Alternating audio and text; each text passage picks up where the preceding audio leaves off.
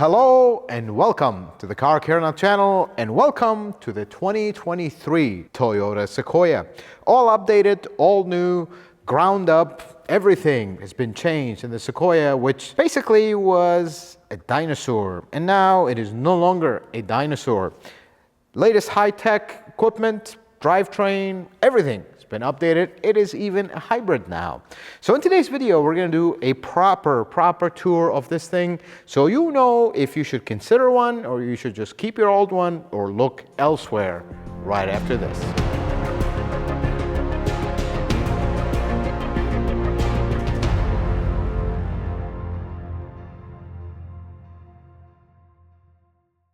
Let's start with the technical review under the hood. Now, the Sequoia completely got updated. The V8 is gone, and we have this beautiful new engine. So, the Sequoia is a hybrid, but let's start with the engine itself. This is the V35A FTS. It is a 3.5 liter or 3.4 liter, whichever side you want to go on, twin-turbo V6. This engine has so much technology that is such a departure from the old ancient V8 that it almost feels like it's like jars the Sequoia lineup. Same thing with the Tundra. By the way, this is a very similar drivetrain to that of the Tundra hybrid. So this engine has Toyota's D4S direct injection system. So basically you have direct and port injectors at the same time. That means no carbon buildup. That means life is good. This system has been out in a lot of models, proven reliable to a point, proven that it does not have carbon buildup or does not cause carbon buildup, so I suppose that is a big plus. Before we dive deeper, let's start with kind of the mechanical aspects of this engine. So the first thing is, let's start from the very top. This engine has plastic valve covers. The jury is still out on that. Plastic is always not good with heat, but they seem to be well made and hopefully they will last for a long time. The second thing is the cylinder head. This cylinder head has a lot of unique features. Some of this stuff you're going to find in other newer Toyota models, but you'll see a lot of it here. First thing, this is a two-piece cylinder head. So basically there's a cam cradle at the top that has the camshafts in it, and that is separate from the cylinder head itself. It does have an integrated exhaust manifold, so basically the turbo bolts on straight to the cylinder head. There's no exhaust manifold in between. Other stuff is the valve seats. So they are laser-clad valve seats, and the angle of those valves creates something called a very high tumble flow. So instead of the charge kind of just going in and getting dispersed, it actually creates a circle. And that means high efficiency and very high thermal efficiency. This sounds very nice engineering talk, but basically this engine is very efficient. That's what we're trying to achieve here. By the way, this is not exclusive to this engine. We have similar technology in the A25A and the M20A, the 2.0 and the 2.5 liter, which basically now is in every single Toyota and Lexus model. Then we move into the cylinder block. The block is, for lack of a better word, very simple. It is a standard Toyota block. The liners are cast into the block itself, so they're not serviceable. That is also not news. Basically, every single Toyota engine, modern Toyota engine, is like that. This block has two oil pans. There's an upper oil pan and a lower oil pan. That is also a design that we've seen with a lot of Toyota engines. Nothing really special about it. Now, let's talk about the timing chain of this engine. This engine, even though it has all this technology and all this all-new braking stuff, it actually shares a lot of the design elements of older engines that make them reliable. For example, it only has 3 timing chains. For a big V6 like this, that's actually not a lot. So there's one big timing chain that goes from the camshafts to the crank, and then between the two camshafts, there's a little chain that drives one cam to the other, and that's how this engine is timed. It does have 3 timing chain tensioners, 1 for each timing chain. Something else about the cylinder block that is slightly a concern, and it is new, and I hope this does not end up being a problem. So they decided to put a coolant passage between each cylinder. So you'll have a coolant passage that sits right in the middle. Now, the last company that did that was Ford, and they had so many problems with head gaskets early. Now, this engine has been out for a little bit of time. There hasn't been issues with that yet, but that is a slight concern. On paper and in theory, that's a good thing because now you can cool between the cylinders. But in reality, you're severely compromising the sealing surface of that head gasket. Time will tell if this is an issue, but that is something that engineers love to do here and there. That, we've had engines, they never had this this cooling passage in the middle. Why add it now? That's what they did. Now, this engine, similar to the A25A, does have a two-piece front timing cover. So basically, you have a piece of the cover in the back, then you have all the timing components, the chain, the gears, everything, then another outside cover that you can actually see from the outside. They did this in an attempt to prevent one problem that plagued many Toyota engines.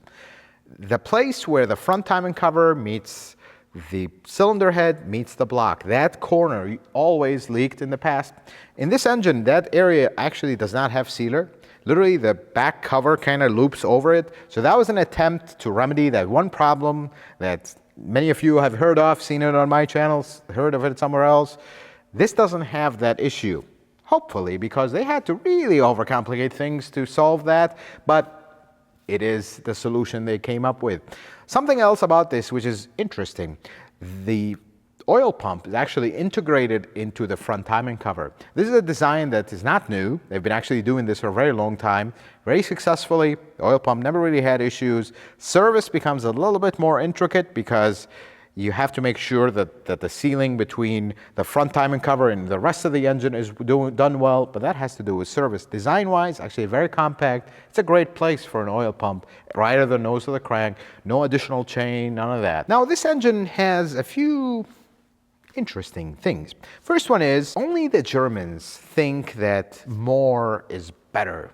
Usually the Japanese like to simplify things and keep it simple. But when it comes to this engine, I feel like there was a German involved in some of the additional stuff that got added to it. For example, there is not one air filter, there is two. There is not one mass airflow, there is two. Now, could they have done this with one air filter and one mass airflow?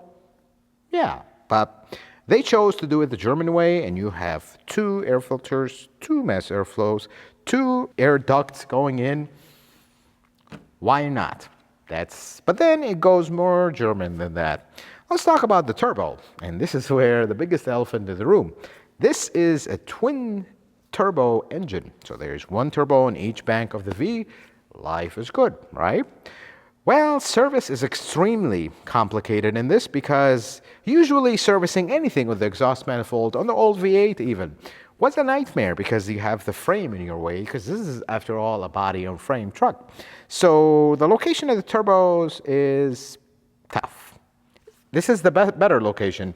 Putting it in the middle creates a lot more problems, like some of the German manufacturers have done. Now, this turbo has an electronic wastegate. I wish it didn't, because that is an electronic component that is put in such a hot area of the engine bay. And we've seen that with the Tundra. They had a few issues. Hopefully, they were just manufacturing issues, but that is a problem where that actuator is. And the best thing about it is, as far as I have looked as the data filming this video, it is not a serviceable part. So basically, if the wastegate goes, you're replacing the whole turbo. That is not a good idea. Now let's talk about how this turbo actually functions. Now this turbo is coolant and oil cooled. Pretty standard, nothing really about it. But the intercooler here is very high tech. I actually like it. It is liquid to air cooled. But here is where the German part comes in. So in order to cool the charge that goes into the engine, we have an intercooler. This intercooler uses coolant to cool that charge. Life is good. But then, in order to cool that coolant that now is cooling the charge, we need to have a whole separate cooling system for that. Now, all that is okay. There's an electric water pump that circulates the coolant. Life is good there. But then we decided to have two radiators, one for each bank charge, to cool the coolant for the intercooler. So this beautiful thing has way too many radiators. We have the big radiator in the front, and then we have the condenser behind it, and then we have two complete additional radiators just for the intercooler. I think that's a little overkill, but that's what they went with. But wait, there is more Germanness going on here. So the cooling fan. For the longest time, Toyota trucks had a mechanical cooling fan. Every time you start it, it blows all the leaves and dirt around you and roars into life, then they quiet down. People love that. I own a GX, I love that. It's kind of character of the old school truck. But here they did not do that. We still have a mechanical cooling fan, but that mechanical cooling fan has a clutch that is electronically controlled, so it would be operated on demand. I'm sorry, isn't that what electric fans do?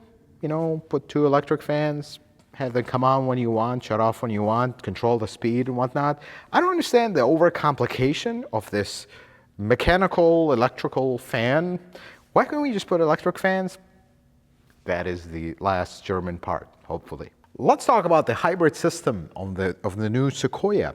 So this is very similar to the Tundra, and I have a video where we kind of really talked about every little detail of the system, but I'm going to give you the summary of it. This is not like conventional Toyota hybrids where you have an ECVT and all that. This actually has a 10-speed automatic transmission.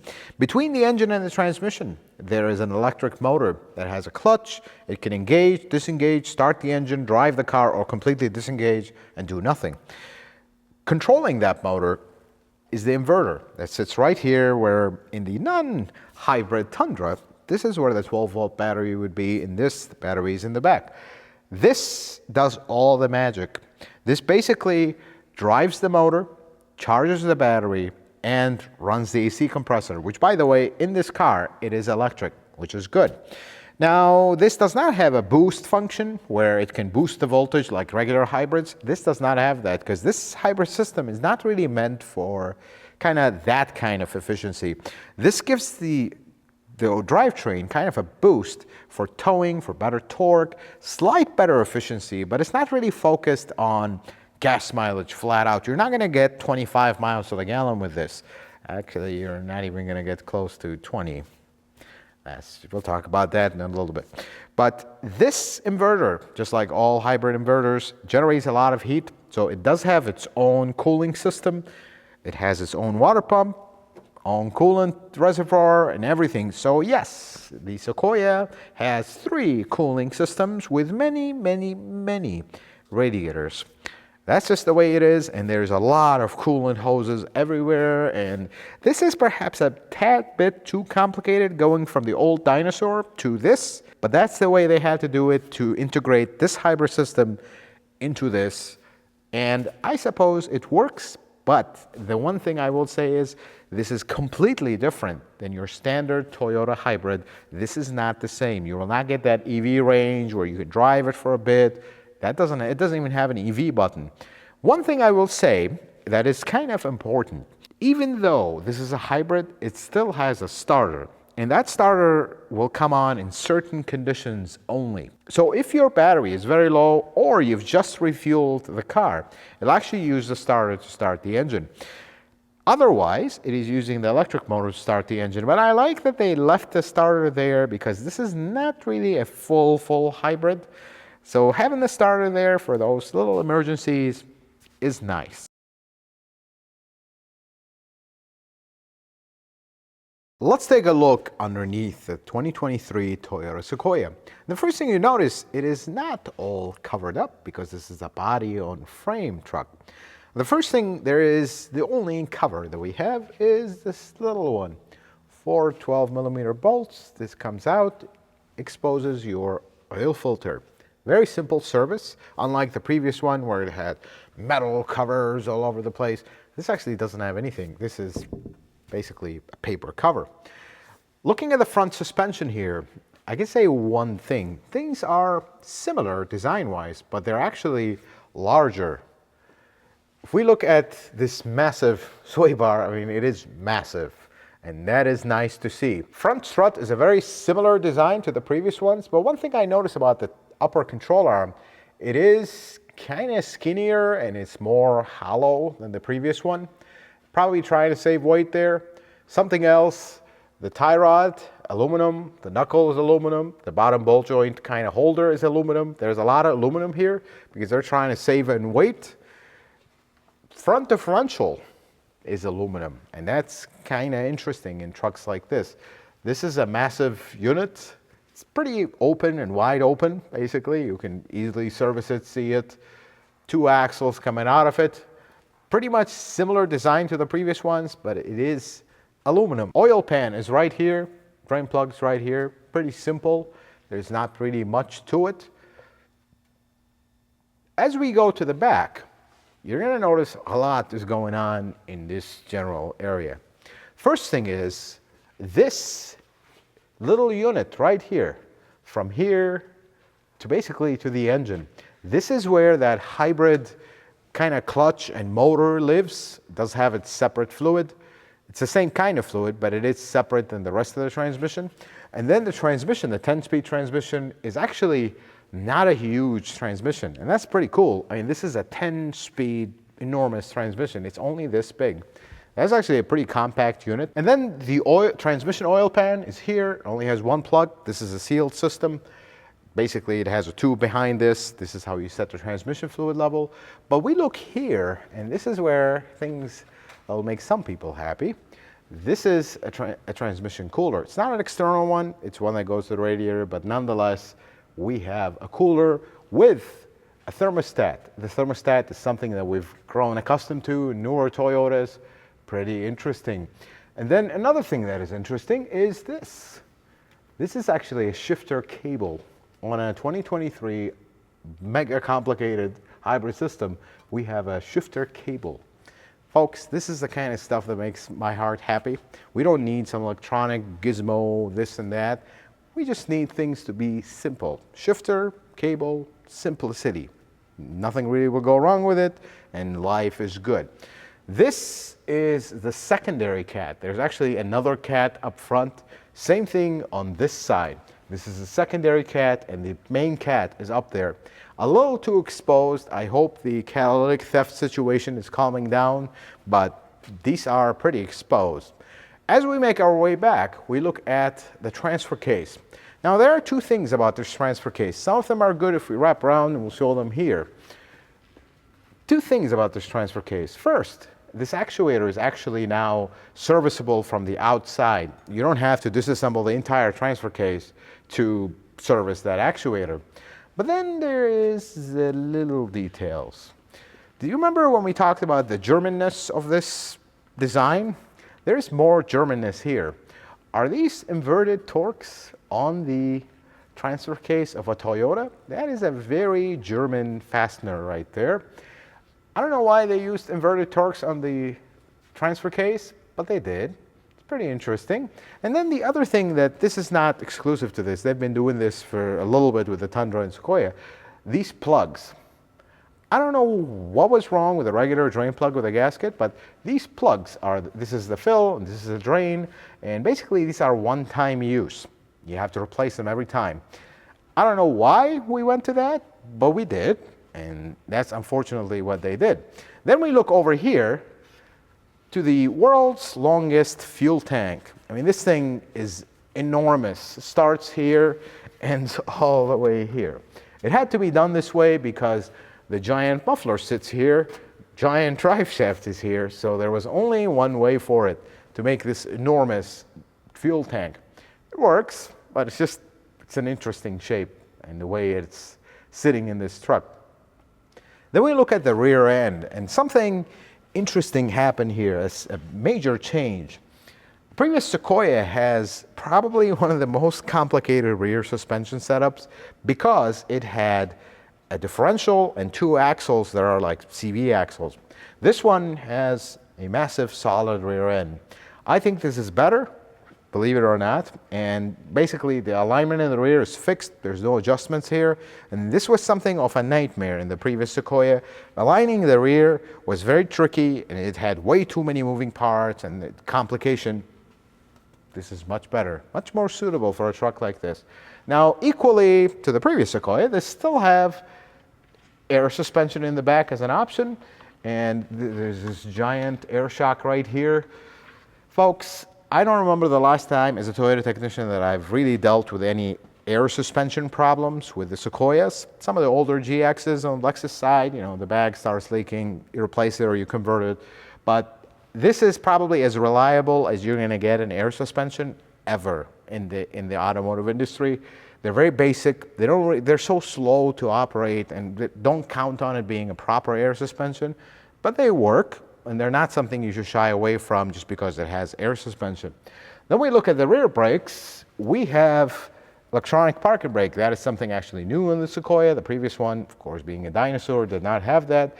I like this. This works better than the super complicated parking shoes and all that. And actually, older Sequoias, they had a problem where every time you replace the rotors, there's all kinds of noise and problems because of the parking shoes. This doesn't have all that. Got rid of it altogether.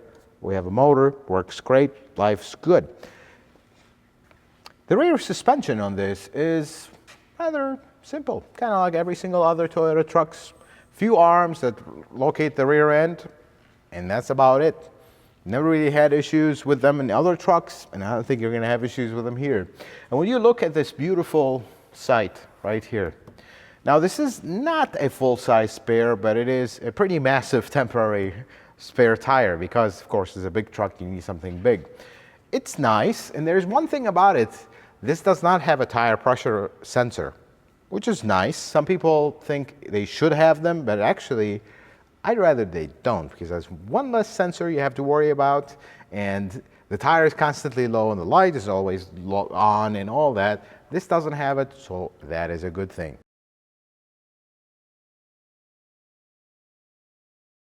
Let's talk about the exterior of the 2023 Toyota Sequoia, starting with the front end. Now, this is a very, very similar front end to that of the new Tundra. There are a few things that are worthy of talking about. Since the Sequoia is only a hybrid model, we have a very light blue on the Toyota symbol. That is actually a nice touch. It's not the normal blue that you see on regular hybrids. It's a little less, indicating this is not a full hybrid, but it is in a way. And then something interesting, because the Sequoia is so high, the radar sensor is actually not behind the emblem. It just sits a little lower. It had to be lower for it to function, so it sits right here instead of behind the emblem. And then there is another thing that is interesting, and this has to be said. The paint quality is, how should I say, it could be better, especially on the black trim. It's going to be near impossible to show it on camera, but the orange peel or the look of any black kind of object on the car is just, it looks like it was painted in a backyard. Not very confidence inspiring. That's not really very good. And then there's something even bigger than that, at least in this platinum trim. I mean, usually people buy SUVs because they're high off the ground. You can go over anything with them, right? But then we look at the very, very low valance right here. I mean, this is sport car territory height. This is very low to the ground, and I wish they could have made this little valance at the bottom. They could have made it a little higher, or like the Tundra where it kind of retracts. It does not, and that is a problem. But then as we go around, of course, this has the iForce Max, and the Max is blue, indicating this is the hybrid model, which is okay, because nowhere on this entire ginormous thing does it say the word hybrid. And I understand that, because this is technically not 100% hybrid. But then we look at the side profile. So if you look at this right here, it is actually all flat. There's nothing protruding from the body. But this is something that they've been doing in the automotive industry, not just Toyota. They will create a double buckle, kind of giving it, when you look at it from the side, it looks like it is wider than it is, but it's actually completely flat. Pretty cool design. You'll see this design a lot in the automotive industry these days.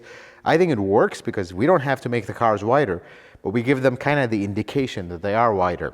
And then, speaking of wider, the giant tow mirrors. This mirror extends back, and it is, if you're towing, it's great. If you're not, we'll talk about it a little bit later in the video. As we move our way back, and what I like about this is the handles are not unlike the Tundra, which just has a black handle, looks like a base model handle. This actually has a little piece that goes on it, that is body color, it looks better in my opinion. Something I don't like about this, and it has to be said, this is a smart key car. You know, you got the lock, unlock, only in the front though, $80,000, and you only get in the front. I wish the backs were like that too, but I suppose they'd reserve that for Lexus. Then as we move back, we have the same deal in the front going on here, the double buckle to give the car kind of a wider appearance, but it's actually not wider because this is completely flat. And equally to the front, all the black trim is really poorly painted. The quality of the paint is not really that great, and even the regular body is not that great. And this is the problem with the Sequoia. Then we take a look at the back. And here, I like how the back looks. I feel like it has like a hint from the LX600 or the 300 series Land Cruiser. It just has that same overall feel. Equally, we have a giant Sequoia lettering written in the back. Of course, I think it is appropriate of a truck of this size. And then the Toyota badge also has the blue, very subtle, not as much as the regular hybrids, which does give it a little bit of a character, an interesting character. I like these taillights. They are not over the top, but they have a nice design to them. They are sequential turn signals on some of the higher trim models. I think the back is unique to the Sequoia, and it does look nice. I don't like the very high glass, and we'll talk a little bit about that when we look at the interior. But overall, I think this is a good-looking truck with some compromises on the outside. And then this particular Sequoia has, to me, one of my favorite features in any large SUV like this. You open the door, the automatic side steps. I really like those. However, we'll have to say one thing. Be careful with these, because there is something, if you're just gonna, you have something in the front seat and the car is closed, you're gonna have a habit of opening the door and just going right in, and this will hit your leg. Ask me how I know that. It actually has happened to a member of my family. Be careful with these. While they are great, because you can easily step and get in the car and then they disappear, be careful with them when you're going in quick just to grab something and out. That's the only warning I'll give you.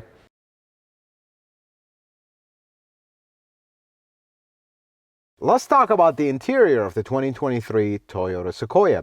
And there's something here that is very Sequoia-like. I mean, this is a super comfortable, I mean, this thing is massive. Let's put it this way, there's no other way to say it. If you're not comfortable in this, I don't think there will be ever a car that you're comfortable in. This is so well thought out. The materials, we'll talk about those in a little bit, but the layout of everything is very, very good. Now, this is basically the exact same interior as a Tundra. However, that is not a bad thing. When we reviewed the Tundra, I actually liked the interior, except the fit and finish, which is exactly the same here. First, you have a proper shifter. No button, rotary dial, nothing. And then there is so much storage in here. It is just incredible. And that is something even the same with the previous Sequoia, but here you really notice that it's kind of on overdrive.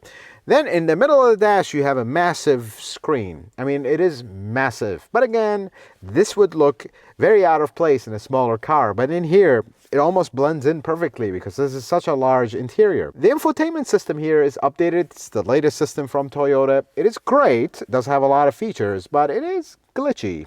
And I hope software updates will take care of that down the road. But as of today, it is pretty glitchy. Something about the Sequoia that I love, even with this massive screen and all that, you still have all your controls with a physical button. You look in the middle, your climate controls, they are all physical button, including your heated and cooled seats. That is very cool, because the last thing mom and dad want to do when they're hauling their large family is figure out where do the heated seats and the screen and all that. That doesn't exist. Physical buttons are very easily laid out and they work great. Addition to that, the volume knob is also a physical button. So is this very intelligent knob that changes between your drive mode and tow haul. I like this. This makes sense. And then right next to it, you have your 2 high, 4 high, four low. Of course, this is four-wheel drive. It's a very nicely laid out interior, and my favorite thing about it is the way the wireless charger is mounted. It's literally straight. You put your phone, it's right there. It's not going anywhere. The first thing I thought is, well, the minute you take off, your phone is just going to come down and fall. Actually, it doesn't. This is well thought out. It's a super comfortable interior, but where this interior kind of starts to fall off a little bit. First, the gauge. In this high trim, the gauge is an enormous, useless screen. Some people like screens with their gauges and all these gizmos. I don't, because I think all they do is raise the price of the car, and really, you gain nothing. In some higher end cars, you can get your navigation there, you have real customizations. Well, here you have nothing. You basically have mimicked gauges in a screen. So why don't we just have gauges and have a small screen and maybe save yourself some money so you can put gas and go take the family on a trip? That's just my opinion. And then the biggest elephant in the room, the fit and finish. Now, in the Tundra, at least the lower trim Tundras, you expect it to be not really perfect fit and finish because it is a work truck. But this is not a work truck. This is a family SUV, and this is very expensive at almost $80,000. The materials here are not good, and the fit and finish is even worse. And this is a problem that the Tundra suffers from, and unfortunately, the Sequoia as well. I mean, I sit here and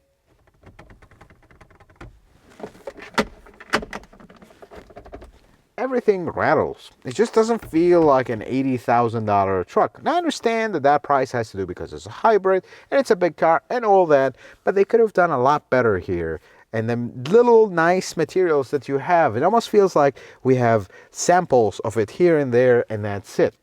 They could have done better on this interior material-wise and fit and finish-wise. Let's talk about the back seat of the 2023 Toyota Sequoia. And the first thing I have to say, the second row, I'm not even going to say this, I'm 5'7", and I have all kinds of room here. This is huge. I mean, you will really not find a lot of places that the second row is this big. Maybe the Tundra, which is basically the same thing. I like the second row a lot because it's super comfortable. You have so much room, and you have this platform right here. It's a great place to be. And then you have HVAC controls right here. You have heated and cooled seats, all physical button. I really like that. You also have a power outlet, a standard household power outlet. You have USB-C and a USB. But we have a few things. See, remember when we talked about the hybrid system, we said that the battery lives underneath the back seat, which it does. And that means the floor is pretty high in the back, which means the third row is not as comfortable as you'd expect from a Sequoia. That is probably the only drawback in the Sequoia, basically, is the third row seat. It's not as Sequoia-like because of the battery location, because of that high floor. It's not the most comfortable place in the world for just full-size adults, basically. Let's take a look at the back of the Sequoia, but before we open the door, if you press this button, the glass opens. But here's when things perhaps they didn't think about everything. I'm 5'7". I'm trying to reach something here. This is not a good idea. This glass is too high. And then, small technical detail. This wiper has the same mechanism as an older Highlander. Not the greatest mechanism in the world, and they did have a lot of issues with them. I hope they did something here to make this better, but that's on top of the useless 3D glass unless you're tall. And this mechanism, that perhaps could have skimmed over this whole thing. Let's open the back door, which is enormous. Then we come to another problem. We already talked about third row being too high because of the battery. That's fine, can live with that. But then we have the shelf. I mean, every single ad or something that has to do with the Sequoia, they are so proud of the shelf that you can, put multiple locations. I don't need a shelf, I need more space. That's what every Sequoia buyer will be like. The first thing you can do is, good news is, I guess, you can take this and keep it in your garage and never use it again. So you can use the full space here, which does have a few problems when compared to the previous Sequoia. Let me fold the seats so you can see. the power, which is nice, and this higher trim. Then they hit the back seat and they stop. Well, that one didn't, which is nice.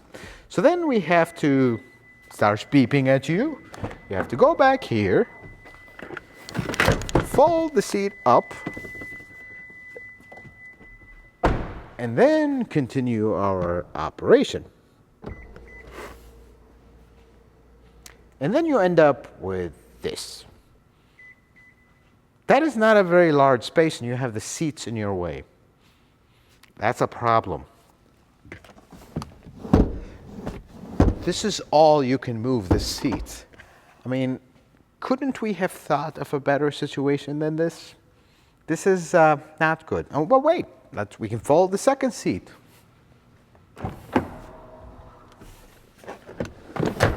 I can fold this one, but then the third row is in your way. Not exactly the ideal situation, is it? I feel like they started really good with the second row folding, and then they just kind of, let's put the third row, let's just keep it. On top of it being too high, now it just stands in your way of storage. So you only have really, if you have something very large, you have this space, you have to go over it, and then you have tons of space. I feel like the design was great into the second row, and then it kind of started falling off. I really don't like this shelf that they made such a big deal about, and I really don't like that the third row seat, they could have done better, fold it to the side, do something with it, but not just have it stand in your way. That is probably the only compromise in this interior that could be a big deal for some. And I really feel like the back was not really thought out, because this window, unless you're tall, it's useless.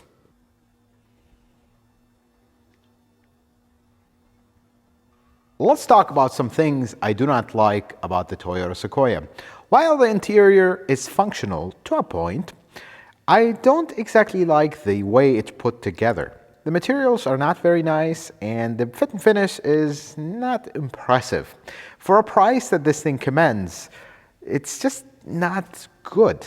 The bottom line of that is that it's not put together well. Now, when you go to the previous Sequoia, it also felt plasticky and felt like it was not really perfect on the fit and finish. But it also cost a lot less than this one. This one cost a small fortune. There's no other way to say it. But the biggest problem is you're stuck with one drivetrain. You only have the hybrid model. And the gas mileage is not exactly impressive. So why couldn't we just keep a big V8 that doesn't get gas mileage and drop the price? I don't know. Probably for emissions, and I understand that, but we didn't need to overcomplicate this only to get a few miles per gallon more. It just doesn't make sense. But then the biggest problem with this is the back area. I feel like by making this a hybrid to get a few more miles per gallon, we had to make the shelf. And then we had to kind of raise the third row seat. Look, the third row seat is still usable, but they could have thought of the whole seating situation a little better. But the biggest problem is the competition comes to this car not from the outside. It does from the outside to a point, but it comes from within. Recently, I attended the Grand Highlander reveal, and for lack of a better word, the third row seat on that is better. It is not a truck, so it doesn't cost as much, and it basically does almost the same thing, except the giant seats that are super comfortable, which it has to be said, they're really nice on this one. It basically does the same thing as a Sequoia. So I wonder, why do we have a Sequoia competitor within the Toyota lineup? That remains a big question mark. When we get the Grand Highlander, we'll do a full review and talk about it. But from what I saw, it basically makes this feel a little overdone, too big, unnecessary to a point. And then something on the options of this car.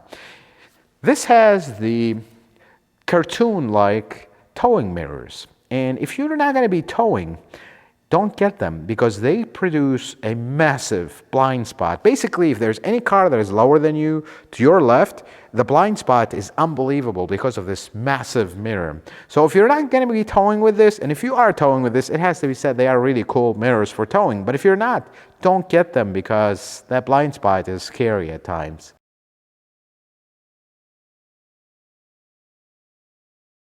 So what is the final verdict on the 2023 Toyota Sequoia?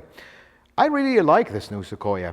It is very, very well thought out, inside and out. The updates are done well, and it kind of brings an old dinosaur, a good old dinosaur, into the modern times and does it well. It's not perfect though.